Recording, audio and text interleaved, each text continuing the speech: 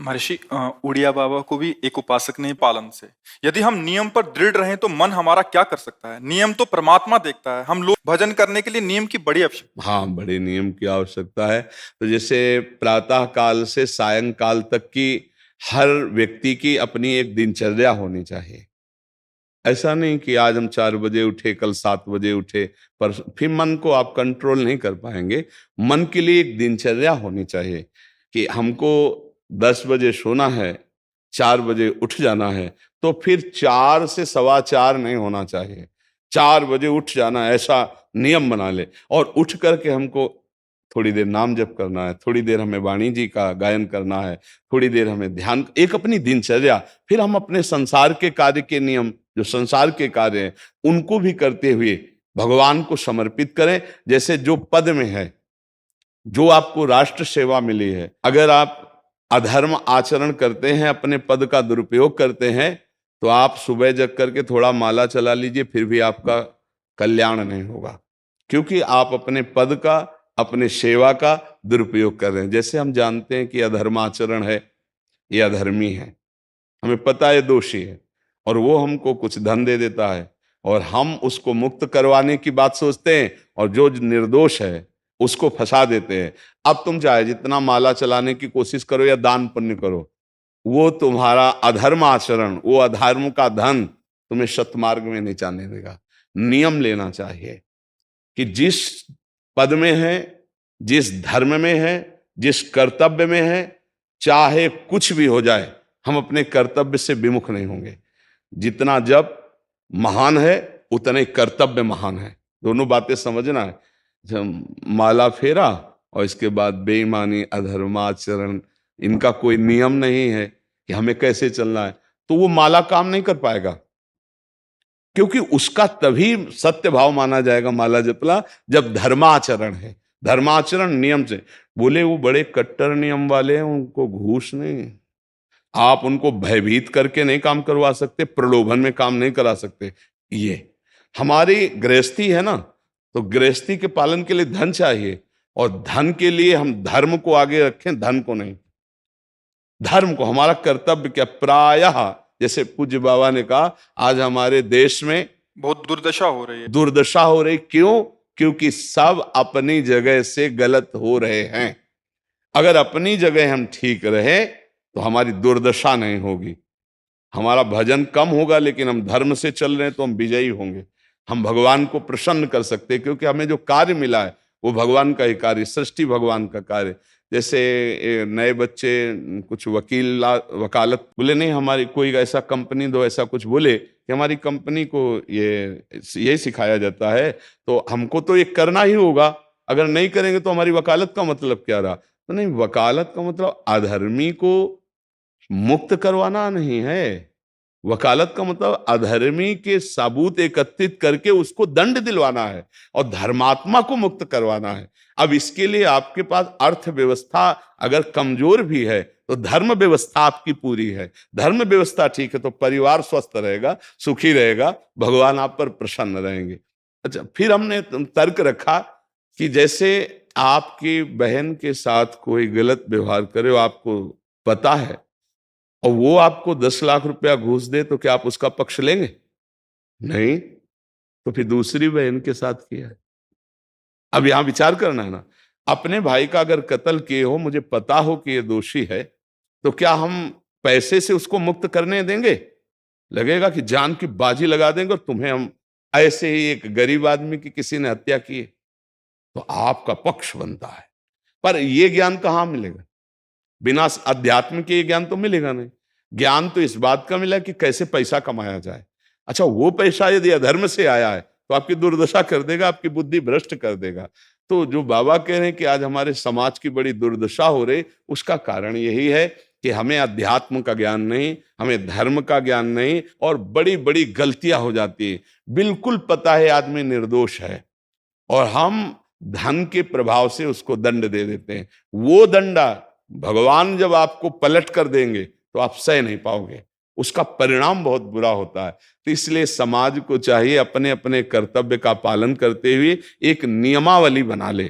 दुकान खोले मुनाफा के लिए, झूठ क्यों बोल रहे हो? नहीं लेंगे मुनाफा, हम जितने का लाए हैं उससे मुनाफा लेंगे, पर 120 रुपया मीटर देंगे, कपड़ा बढ़िया है, नाप फिट है, इससे नीचे नहीं उतरेंगे, हमें सफाई देने की जरूरत नहीं है कि हम कसम खाते हैं या ऐसा।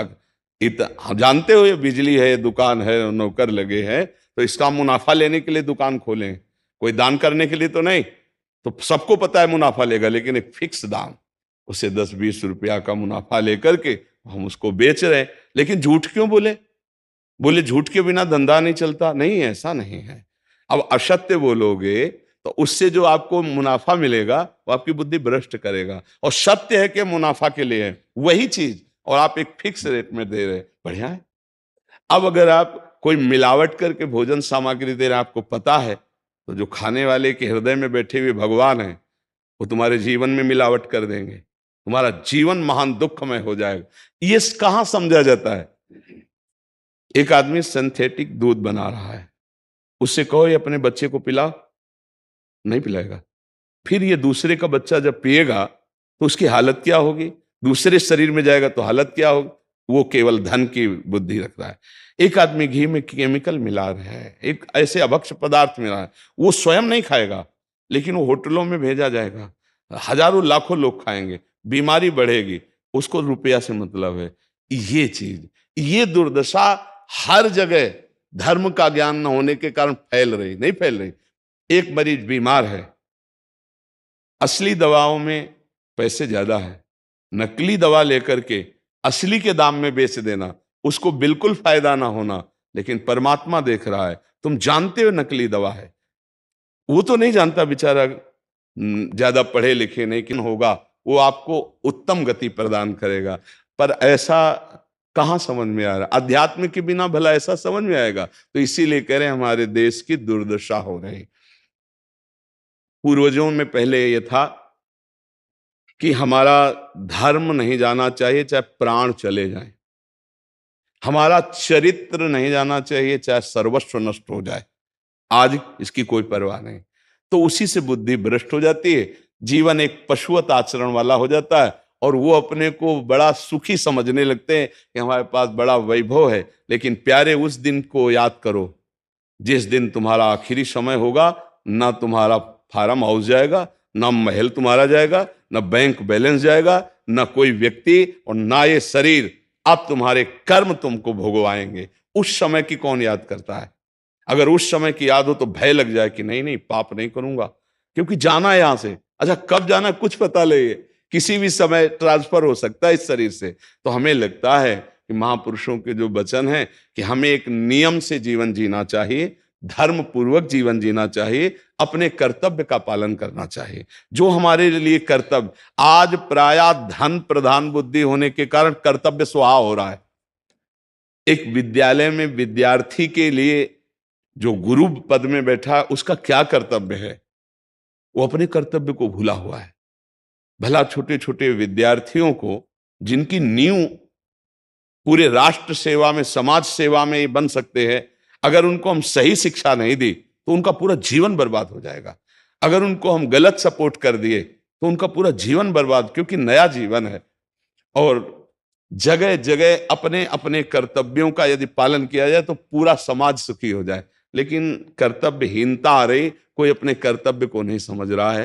तो यही बात महापुरुष जनों को दुख लगता है कि अगर सब अपने कर्तव्य का पालन करें, धर्म का पालन करें, धर्म पूर्वक 100 रुपया लाओगे और 4-5 परिवार के बैठ के नमक रोटी खाओगे, आनंद से सोओगे, बड़ा प्यार रहेगा, भगवान की कृपा रहेगी। पर यह बात समझ में नहीं आती है। तो ये वृत्ति अगर छोड़ी ना जाएगी तो कुछ भी कर लो, कहीं भी दान पुण्य कर लो, लाभ नहीं मिलेगा। अगर दान देने की बात कही गई है तो धर्म पूर्वक कमाए हुए धन से। अगर आप मेहनत से कमाए हो ना, 10 रुपया दे दोगे ना, तो 10 रुपये का वो आटा लाके अगर 2 रोटी खाएगा तो खूब वजन होगा। वो आप 1 लाख रुपया बेईमानी कर रख दोगे ना, तो बैठे बैठे वो गंदा ही सोचेगा, भजन नहीं होगा। उसका गंदा सोचना और आपका गंदा करना, दोनों मिल करके, उसके कारण भी तो आप बने ना, तो आपका ही पतन हो जाएगा। उसको तो भगवान बचा लेंगे, क्योंकि भगवान की शरण में। तो मुझे लगता है अधर्म के धन से कभी किसी को लाभ नहीं मिलता। तो अपने कर्तव्य का पालन करते हुए यदि नाम जप किया जाए तो बहुत जल्दी हमको लाभ प्राप्त हो जाए। बहुत सुंदर, मतलब ये चर्चा होती है। अगर आप लोग इसको धारण कर लें तो निहाल हो जाएंगे। सच्ची कह रहे, ये जो बातें हैं ये बहुत सुंदर जीवन को पुष्ट करने वाली हैं, पर आप धारण कर लें तो बात है। नहीं नहीं तो जैसे लाभ दिखाई दे रहा 50,000, तो ये बातें भूल जाओगे, ये बातें अच्छी नहीं लगेंगी। हे यार, बहुत बढ़िया काम घर में आएगा, पर हमारी ये बात ध्यान रखना, वो 50,000 घर में अशांति पैदा कर देगा। सच्ची मानना, आप धर्म से चलना, धर्म से चलोगे तो भगवान तुम्हारी रक्षा में रहेंगे। अधर्माचरण, देखो कैसी कैसी घटनाएं होती हैं। बढ़िया कार है, फिल्मी गाना